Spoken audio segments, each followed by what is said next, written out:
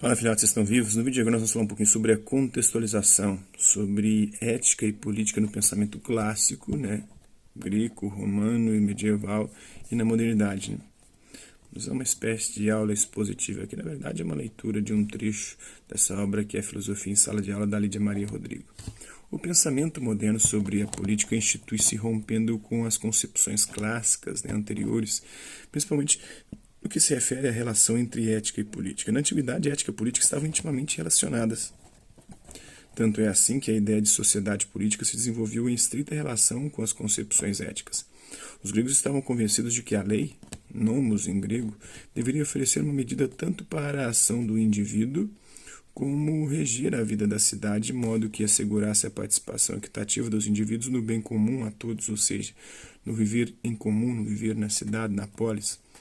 A determinação das leis que deveriam reger a ação individual assumiu a forma de uma doutrina da virtude que em grego se diz arete, ou ética em sentido estrito. A teorização do agir e existir em comum, por sua vez, resultou numa doutrina da lei justa que constituía, ao nível da comunidade, o análogo da virtude no indivíduo, segundo Henrique Cláudio de Lima Vaz, filósofo brasileiro. Como conclui Henrique de Lima Vaz, a ciência da politeia ou a política é, assim, a outra face da ética, pelo menos na antiguidade. Essa imbricação entre ética e política fica muito clara no pensamento de Aristóteles.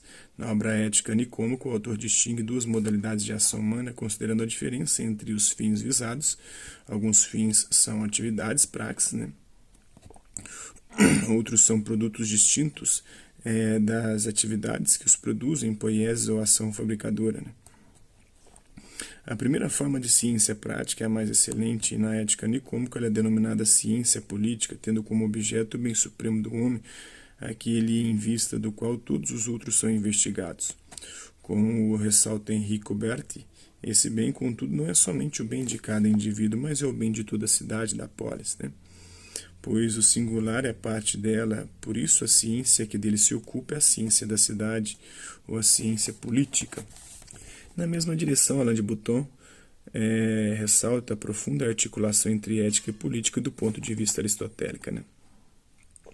De todos os ramos da filosofia, Aristóteles acreditava ser a política o mais importante por ser ela a única capaz de assegurar uma vida boa às pessoas. É impossível garantir o bem individual de cada um sem a ciência política, argumentava em sua grande obra política. Se assegurar o bem individual já é por si só desejável, fazê-lo no caso de um Estado ou de um povo é algo muito mais nobre e sublime. Inclusive, para Aristóteles, quem não come não tem condição de filosofar.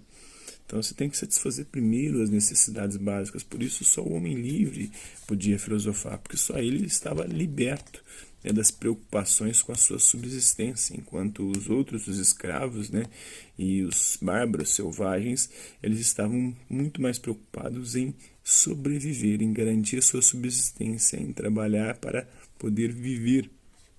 Então aí não tinha um tempo para pensar, não tinha um tempo livre, a escolé, não tinha o ócio, que é o tempo livre para poder pensar e desenvolver a filosofia, o raciocínio, o filosofar. Assim pode-se afirmar que na Grécia clássica a realização política representava o ponto mais alto da conduta ética. A esse respeito, é significativo que Aristóteles conceba a política no sentido amplo como a ciência da felicidade humana e a subdivida em duas partes. A primeira, constituída pela ética, e a segunda pela política propriamente dita.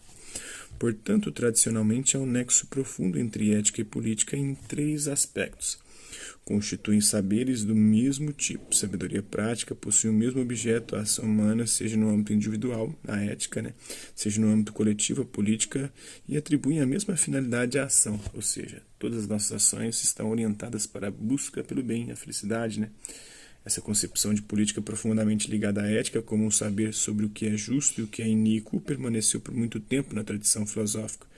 Só no início da modernidade, particularmente com Maquiavel, que viveu entre 1469 e 1527, a relação entre ética e política será posta em questão. Maquiavel recusa a prioridade da ética sobre a política que havia caracterizado o pensamento clássico. A configuração política era concebida pela filosofia antiga como um ideal ético-racional, ou seja, a partir da concepção do bem e da justiça como ideais da razão, procurava-se determinar como deveria ser constituída uma comunidade política que efetivasse tal ideal. O exemplo mais conhecido é a República de Platão.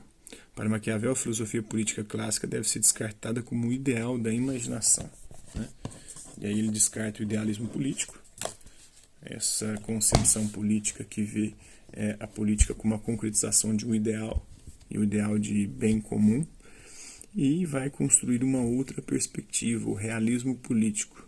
O idealismo político nunca foi real na prática, né? Sempre foi, como o próprio termo diz, ideal. E ele vai pregar o seu realismo político. O que é o realismo político? Mostrar a política como ela é na realidade, como ela se configurou, foi construída e exercida ao longo da história. E aí ele vai dizer que a política não é a construção do bem comum, do bem ideal da sociedade, mas a política é a luta pela conquista e a manutenção do poder. Eu espero que vocês tenham gostado do vídeo. Quem curtiu, dá um like, quem não curtiu, dá um dislike. Hasta la vista, amigos, e até a próxima.